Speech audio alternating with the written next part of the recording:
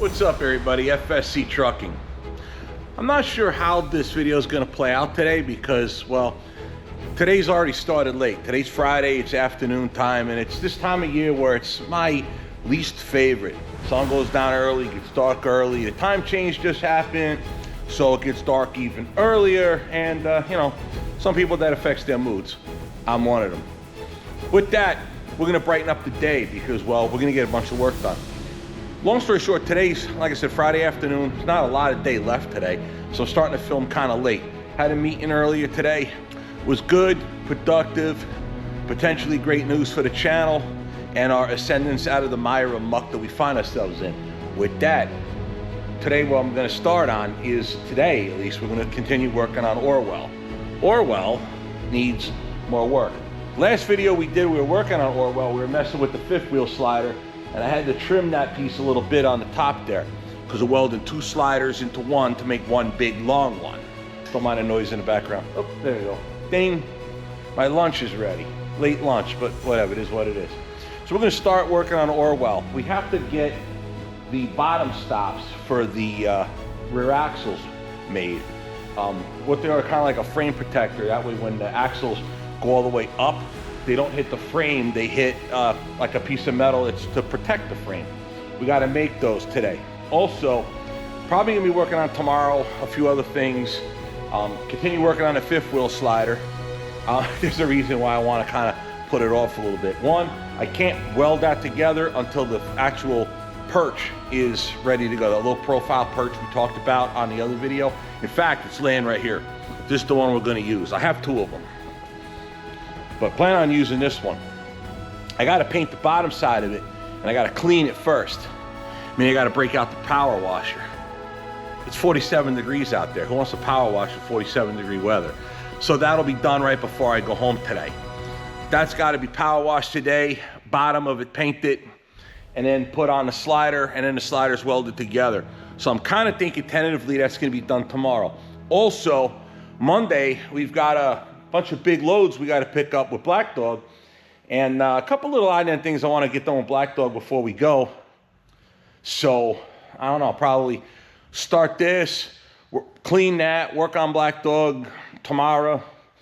Either way, see what I'm saying? I got a bunch of stuff I got to get done before we go get these big loads, and I don't want to kind of bore you to tears, but I do got to produce more content to get this channel back on track. So we're kind of like, what do we do? All right. Those new to the channel, Orwell. Meet Orwell. Probably already know of Orwell. Orwell is the 1984 Peterbilt 362 Cabover. Still says Widmeyer Express on the door because when I was driving this truck regularly, we were leased onto Widmeyer Express. Now, FSC Trucking is our new authority. We just never changed the name on the door.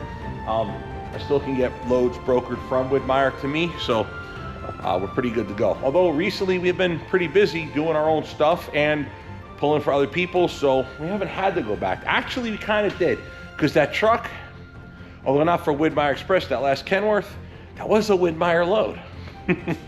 It just wasn't a Widmeyer Express load. Either way, that's what we got going on. So I'm gonna get ahead real quick, eat a little snack, a little lunch quick, because when I get home, Jen's got pork chops waiting for me. So that's gonna be awesome. Can't wait. So yeah, I'll eat my lunch. It's cheesy scalloped potatoes, and we're gonna get started. So I'm gonna eat this quick, right back at you.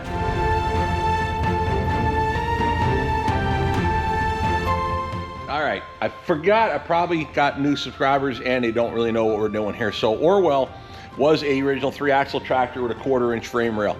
These are 1/2-inch frame rails, lengthened. Why they're lengthened? Well, we're adding a pusher axle. So it's a lift axle that goes in front of the drives that will add to the weight capacity of the truck. With that being said, we're still in the middle of working on this. There's a lot of holes being drilled and whatnot. We've done a lot of videos previous in the past. I'm trying to get more work done on this while still driving Black Dog and getting work done on it here. It's hard for one man to do, but we're pressing on. What are we doing? Let me show you. Now, just so you understand, the frame is being supported by this tripod here. The axles are being held up by the jack stands. Normally, if the truck has no air pressure in it, the frame will sit down and will press these U-bolts that hold the axle to your springs. It'll press it right up against the frame. There is a bracket, an angle iron piece that bolts here that prevents these, if you hit a bump hard, from smashing the frame. It probably won't hurt the 1/2-inch frame rail, but it would hurt a smaller frame. What we have to do is cut those pieces of angle in here, and that protects the frame should it ever bottom out from these U-bolts. Same thing over here. Now, these bolts also double as for the track arms. So now normally there's track arms in here. If you look at this bolt pattern, you'll see here there'd be an arm in here. That would bolt to here. Same holes just hold your frame protector. On this side, your rear axle, it's opposite. Now bear in mind, these cross members are not bolted in, they're just resting in here because we had to move them to drill out the holes for your brackets. This is where your fifth wheel bolts on, or rather welds onto. This one goes to this side. See, it's on this side of the differential. On the forward drive, it's on that side. So this arm goes that way. This arm goes this way. Same thing, doubles up here with these holes. Now, since we transfer punched from the original frame, this should be the exact bolt pattern. I don't know if I want to trust that or not. So what I'm thinking about is transfer punching each one individually, drill it out, and then setting them aside, getting them ready for paint, or rather sandblast and then paint. Either way, that's what we're trying to do. So, I don't know. The idea of this now is, I'm trying to show you step by step is how to do this job, but not be very boring either. So let me know in the comments, should I include more detail from this video, or should I slow down on the detail, film a little less, but then the video slow down? You tell me what you think. I know what I think, but we'll see. We'll try a little more detailed oriented. We'll try the detail way, and then if that doesn't do so good, we'll kind of back off on the details. But I think some people will really want to see the nitty-gritty, intricate details to this kind of job. So we'll see. Let me know. Leave a comment. What I want to do is clamp this piece. We're using a piece that's too long, then we can cut it in half. The idea is I want to cover both U-bolts. Usually it hits here, but if this one hits, it's probably getting pretty wild with the suspension. Either way, I'm going to clamp this in place, and then we'll go ahead and transfer punch them. And then I'll drill these two, and then I'll drill the other side, and then cut it in half.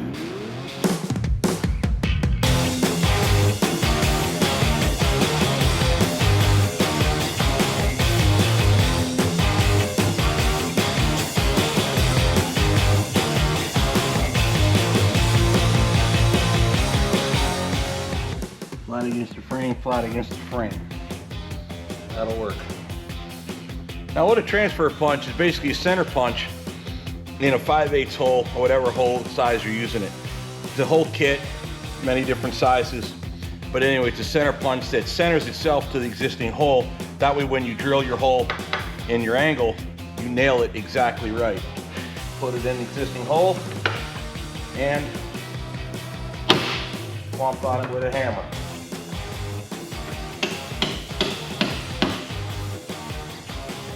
Put it in the existing hole.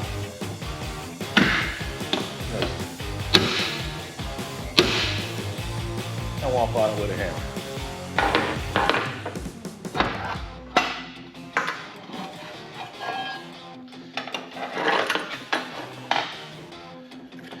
Put that point down. Slide it over in the divot.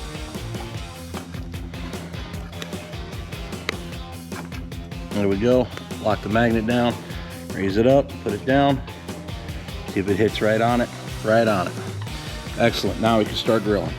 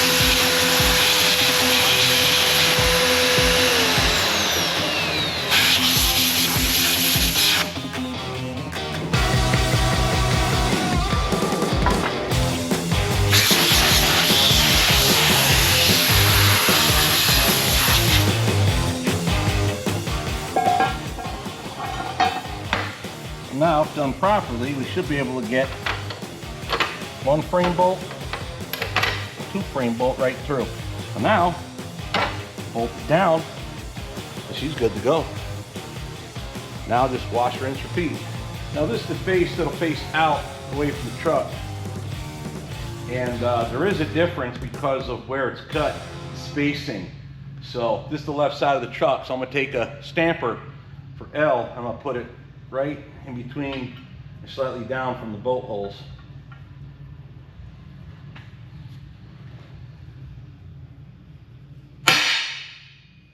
Stamped with an L.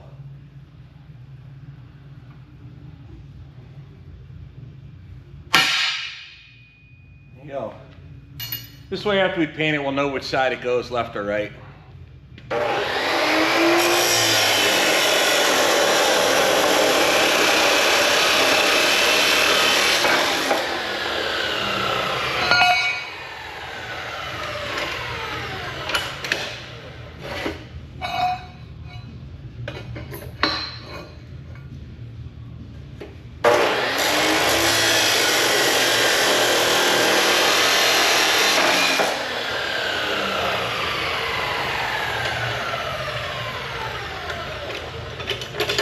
Big R for a stamp.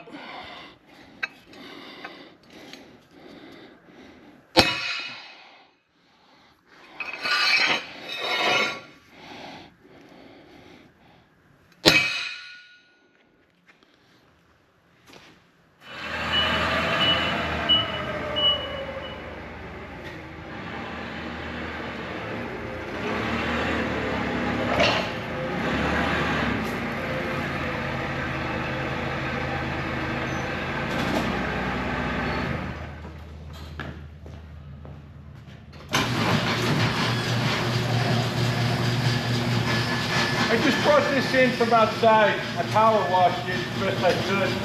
And I wanted to show you guys something because this is something I didn't realize. Over the years, back when I had my 99 379, the yellow one, Black Dog is 99 also, but back when I had the yellow one, the slider, and it's a common problem with these Peterbilts, with these Hollands, the slider gets difficult to move. I found out why. I don't think there's any way to fix it other than take it apart. Let me show you. Now it's upside down at the moment, so you see where the jaws, the air cylinder pushes this apart and unlocks these jaws. All up in here is rust jacking. Now I had hit it with the high pressure power washer real good, but there's still some scale in there I probably can get off with the needle scaler. This was really, really bad in there. A lot of it came out. So if this rust jacks and doesn't let it slide, and those teeth bind up in that rust, it's gonna be very difficult to slide. So what I wanna do is dry it out real good, needle scale it, and then try to get a coat of paint in there just to protect it for a little while.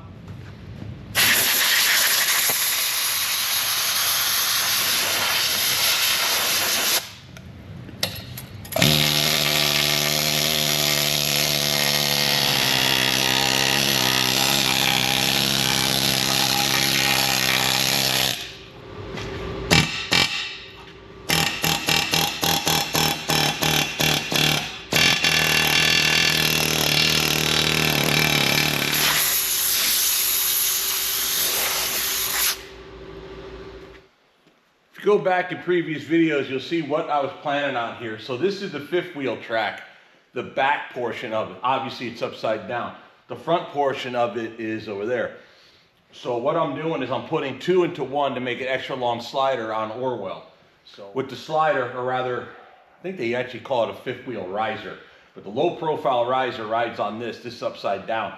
This commonly gets bent because the fifth wheel rests on here when you're picking up and dropping a load where your fifth wheel's all the way on the back. Commonly guys will have your fifth wheel slung far forward and then the kingpin will grab on this, either one. So what I want to do is I want to get this flat because I need to weld this flat on the angle iron, and the bottom pieces, the inside ones here, get welded with it off the truck. And if it's welded off the truck, it can warp and bend and want to do other things I don't want it to do. So the problem is I have to figure out a way to hold it straight. I come up with a way to straighten this without it. I mean, I could bolt it on the truck, weld the outside, and then straighten it on the truck, but then I have to take it off to weld the bottom, and that's where warping is going to happen. So I don't want that. What we have to do is figure out a way to straighten this on the forklift truck while reinforcing this. I think I mentioned that in a previous video. Cut the trim, but that's the idea. Heat it, I'll cut it to the right size, heat it, clamp it, and then weld it fast. That's the idea. This will clear this. This will clear. There's a cross member right underneath where it's going to be. There's a 2-inch clearance between the bottom of this and the top of the cross member. This is 1.5 inches. It'll work perfectly.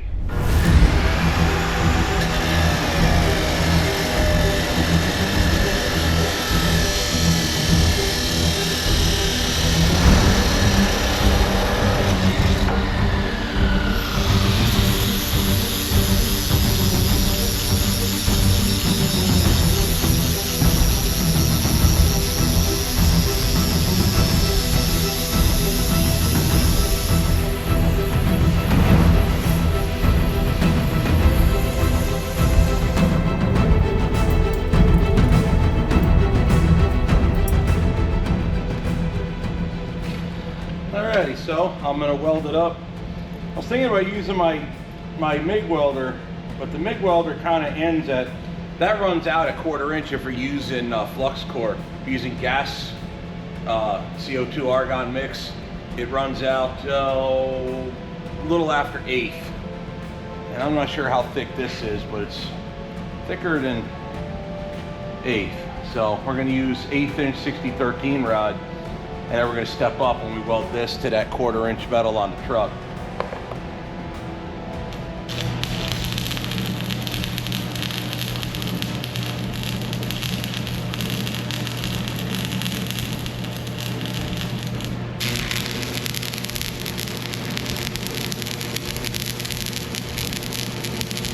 Hey, what's up guys, Steve here. I want to touch base on it something real quick. We've been doing a lot of work on Orwell and a very large amount of parts that we've got ordered right now that in fact should be here, right here at this house in literally tomorrow. 4 state trucks. That's right, friends of ours, the Chrome Shop Mafia, hooking Orwell up. We got a bunch of parts coming in. Those torque arms we spoke about, they're on their way in. Those airbags, those are supplied by 4 state trucks. Those fenders in the boxes behind me over there, 4 state trucks. Once again, Chrome Shop Mafia has been hooking us up a lot. They're also going to be helping us out with that pusher axle that's going to be coming as soon as they get the ride height figured, get the measurement to them, and that pusher axle is on its way. Not only that, Black Dog, I got a governor, I got an air dryer, and I got, forget, a couple of other things that are coming up for Black Dog as well that I got to get started on before, once I get done my little surgery, then we got to get work done on Black Dogs. So find that link in my description below. Go 4statetrucks.com or show up at the office there in Joplin, Missouri. Black Dog 10. That's the promo code to get 10% off across the board. Everything you'll need to go ahead and get all that stuff that you need for your builds. With that, on with the show. Alrighty, everybody, I'm back. We were gone for a little while. There's kind of a big intermission between the beginning half of this video and the remainder of this video. I just got back from, had to go do my random drug tests, you know, the typical drug and alcohol stuff you guys got to go. Listen, drivers, we all got to do it. It's just the way it is.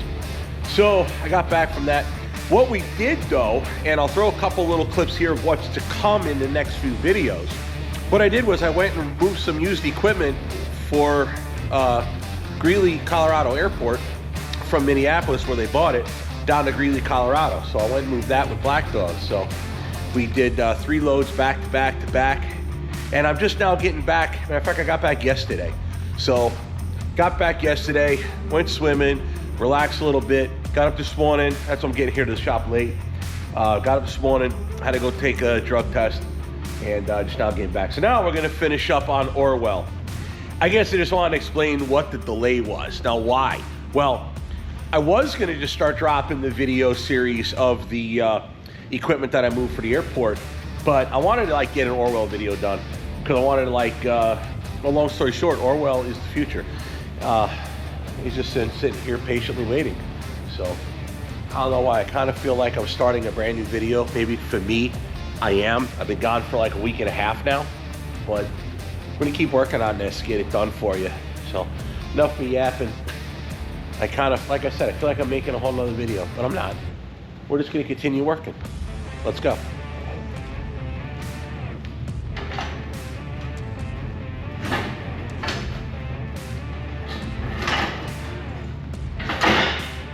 This is the low profile riser that we're going to use.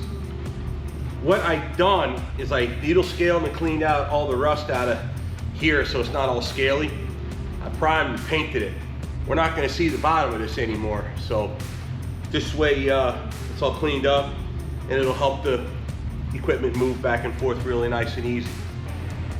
So what I have to do is put that on here the way it's supposed to be. Basically just flip it up over. On the other one I have an air slide, the piston I should say. On the other one over there I've got the piston. It's hooked up to the hose that I can hook the shop air. I'll use that cylinder to open the jaws, put it on, and then I can weld the two together. Otherwise I have to cut the stoppers off like what was over here.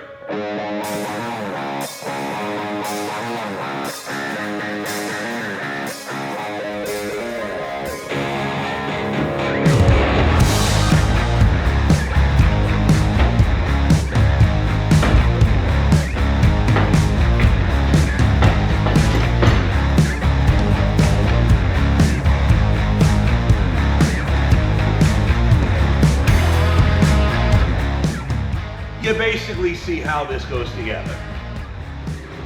Now when we get this all done, the plan is we're going to send this whole unit out with the cylinder on it that we can hook the shop air for sandblast and paint. That way they can sandblast the rail, air it up, move it, and then re-sandblast. They hardly really move it around.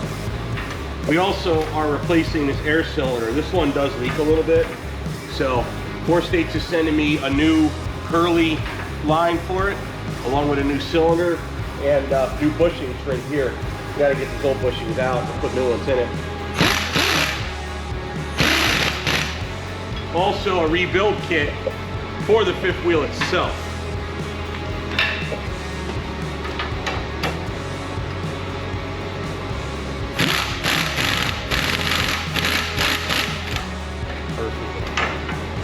Now shop air can release this.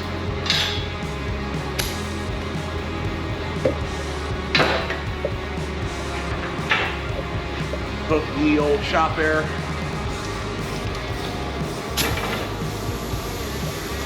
Like I said, it leaks.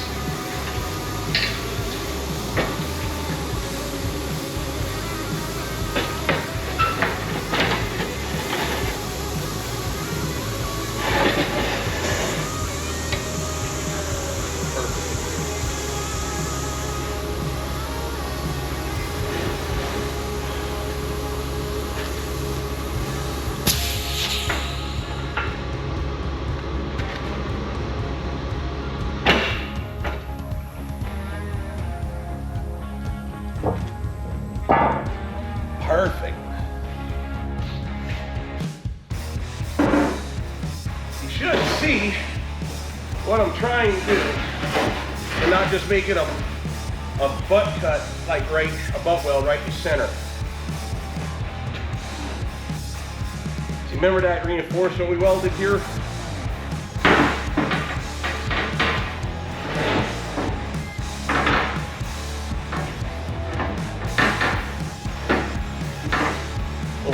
This little project here should start making sense.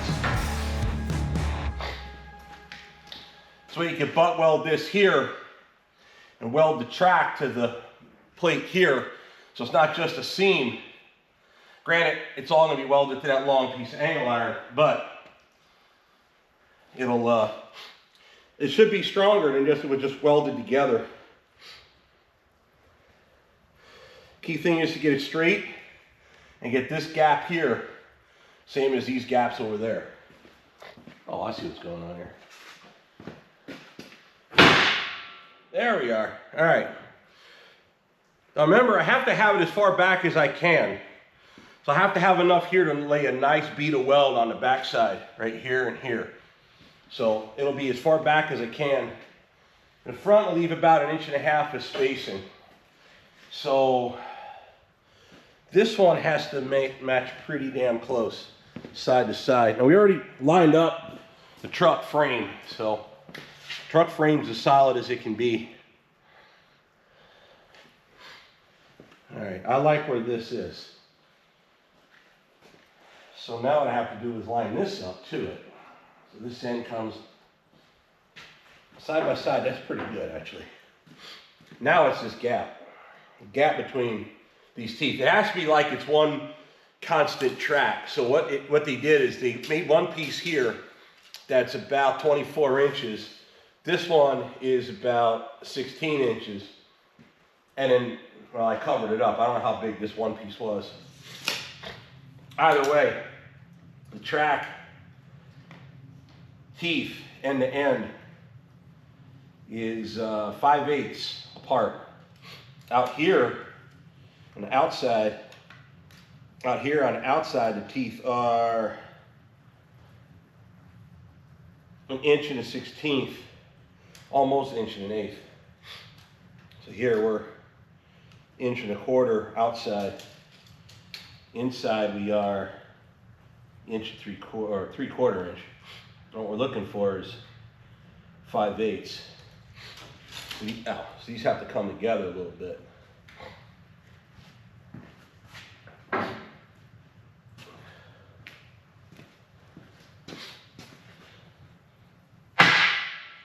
Probably too much. Sorry about the snorting and sniffing, guys. I'm working through it. Damn cold. Just is what it is. Thanks.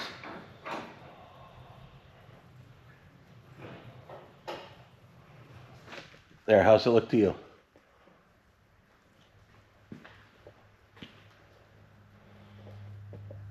Pretty spot on, I think.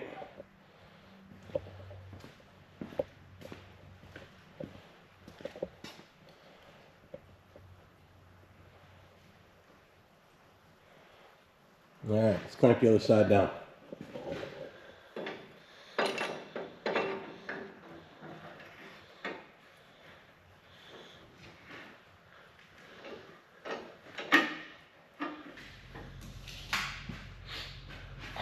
I wouldn't crack my sniffles anyway.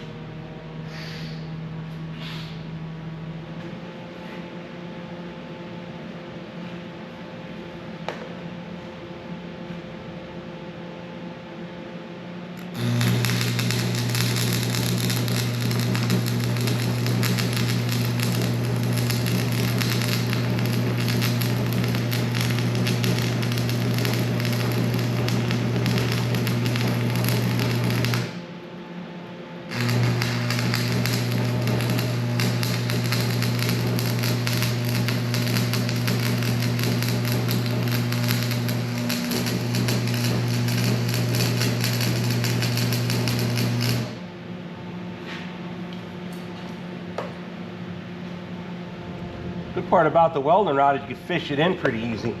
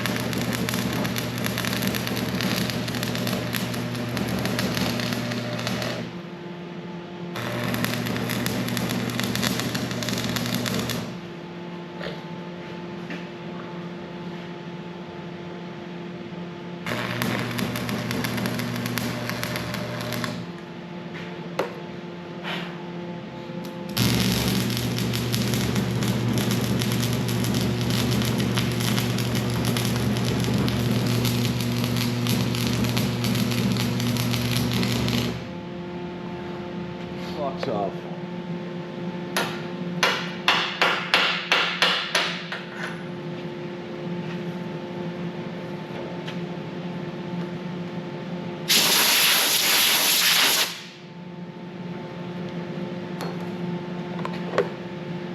Woo-wee, beautiful.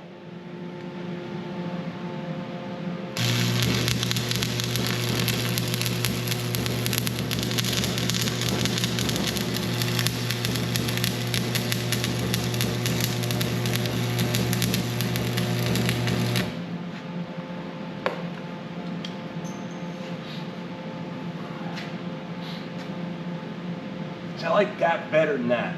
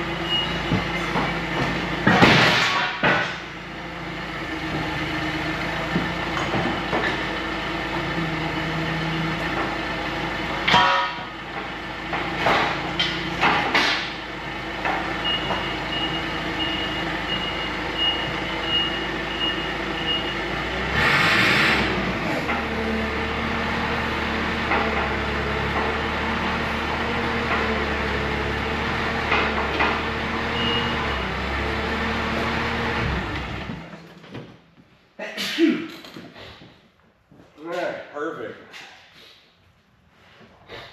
Now I can weld on it. Sitting right there and cut them lines out. Now I can weld on the inside right here. Perfect. All right, let's turn the old welder back on.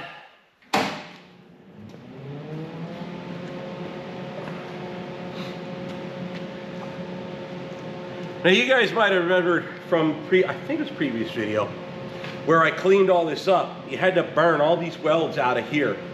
So that's what I'm gonna do is, well, weld what was once burned on. Now it's clean.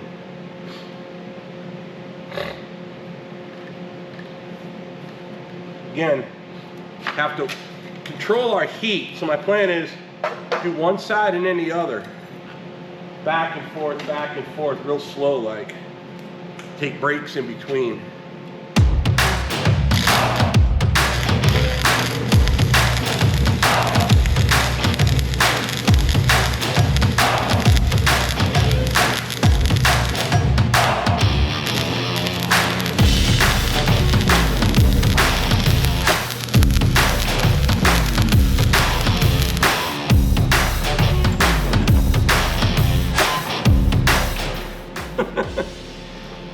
That wood is certainly getting a little hot.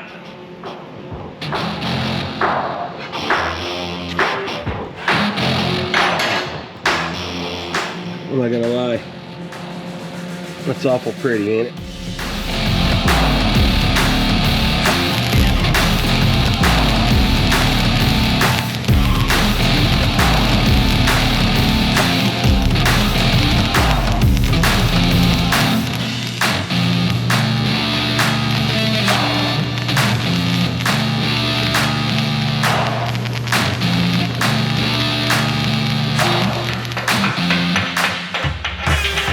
Probably ought to explain what I'm doing with that little knock-knock hammer. By the way, my grandfather made this.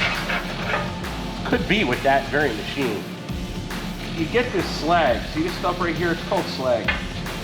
So on a make machine, if you're using a gas type machine with shielding gas, the welding wire transmits the energy into the work, thus melting it and forming it all together in one big puddle.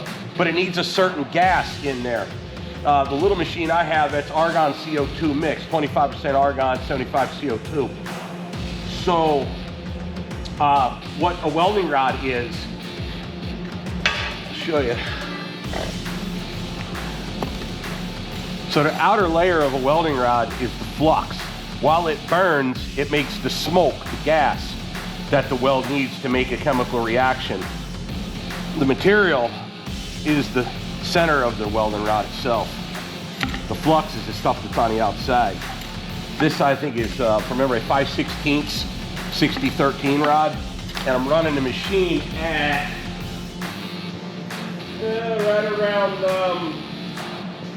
right around 200 amps or so. It's a 230 amp machine, so it's pretty much the end of it. 230 is where this machine stops.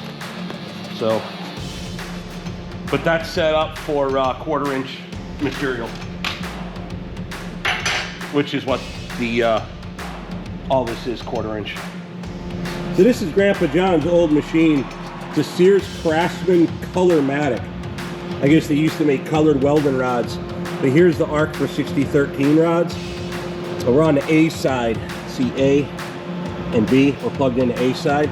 A side's here, max at 230, 210, 275. So probably closer to 190, 185, somewhere in that range. And we're about 30% duty cycle. Basically all it means is if you're running it for, take 100%, 30% running, 70% resting. It gets quite high. You can hear, you know, in there when I'm welding.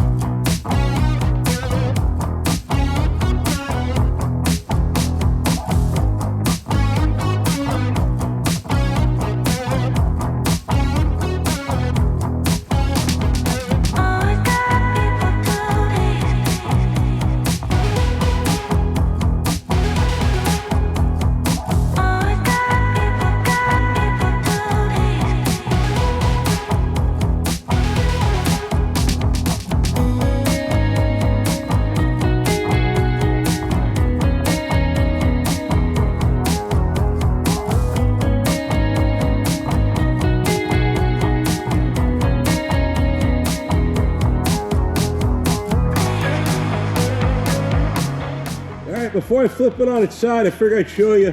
I welded almost every bit of it, only in the fact that I didn't want it to rust jack. If I left big pieces or big gaps, it could try to make it wavy. And since I'd like to see this truck last, well, longer than me, I fully welded it.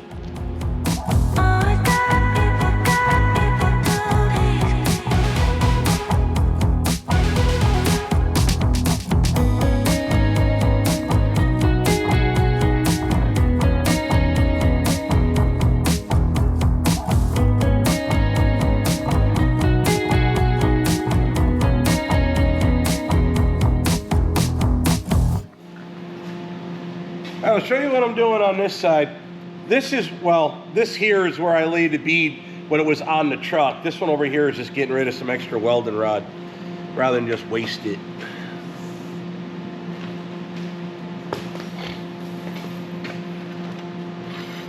So with it on its side, you can kind of get an extra thick, extra hot weld on it.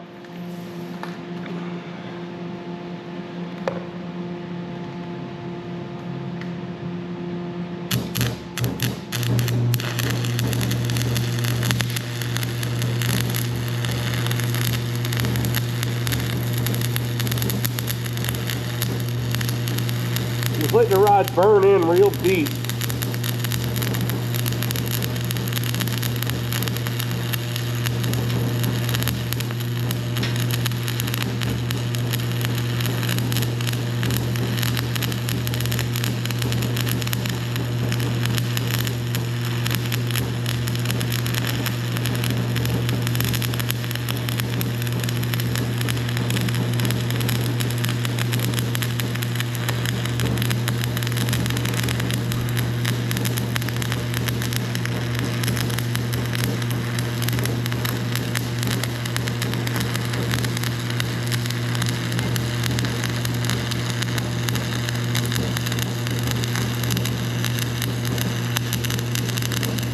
Now at the end where I ran out of previous weld, so I'm letting it fill in the cavity.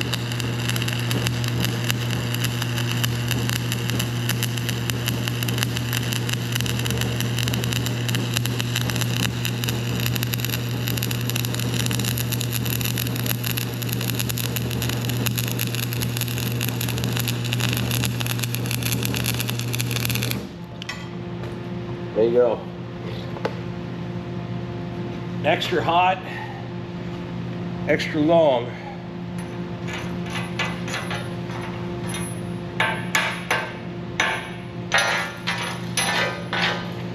That here, I'll take a little bit of, yeah, see, over here I was going too fast.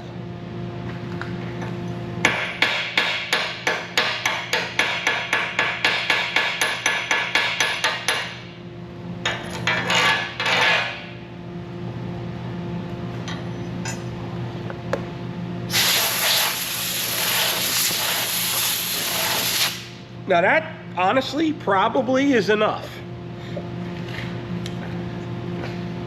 Go a little more on that. This over here is virtually perfect. This over here, it's a little thin, a couple little holes. I'd rather have a lot more material on it, so we're gonna get ahead and work with it.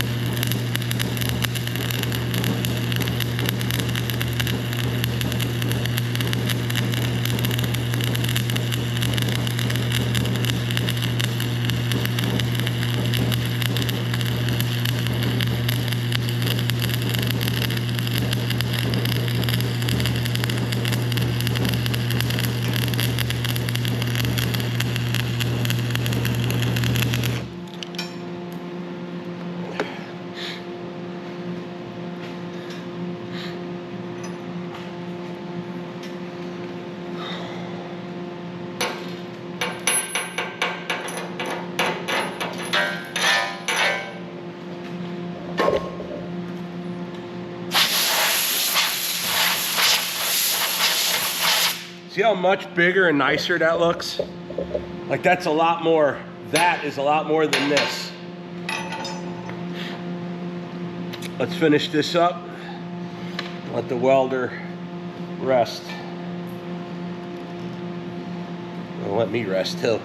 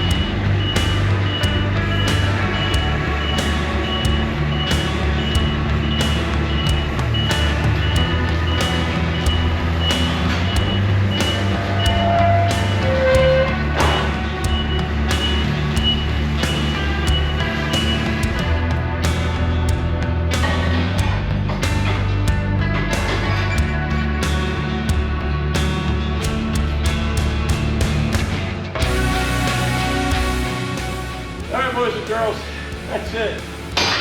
I'm done. Okay.